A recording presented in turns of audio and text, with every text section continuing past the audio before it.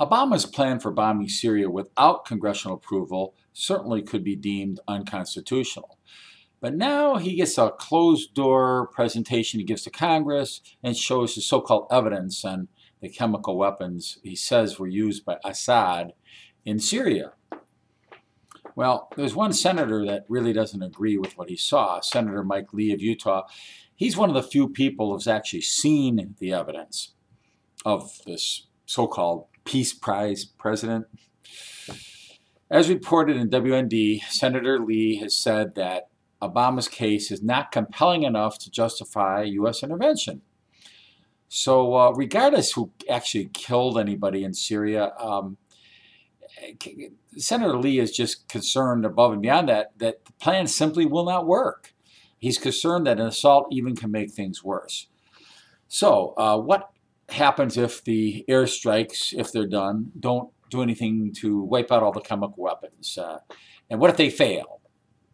Let's use an example of a hunter. Let's say there's a hunter that's out doing this thing. That's what hunters do. They go in the woods and they hunt. And while he's gone, somebody rapes his wife, heaven forbid, kills all of his children and burns down his house. And then they get inside his house later on and they look for the remaining guns. They think, oh, we did the job, and they split.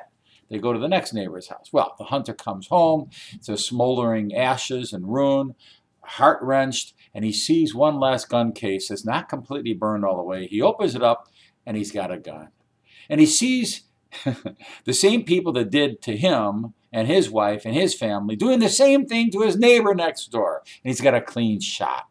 And you don't think he might take some retribution? I don't know. So let's say that you wipe out Syria's entire air force and you really go in there macho and even wipe out all the chemical weapons. Let me tell you something.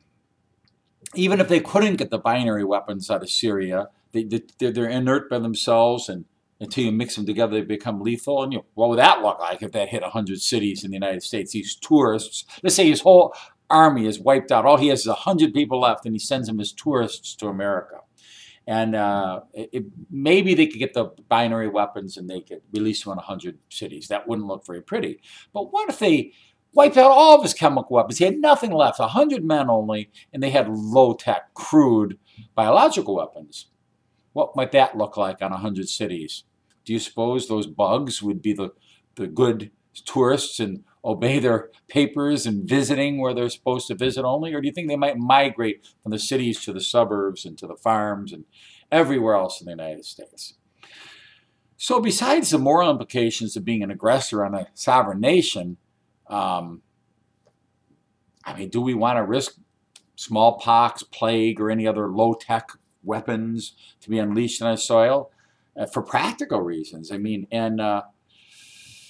This whole plan, I don't know.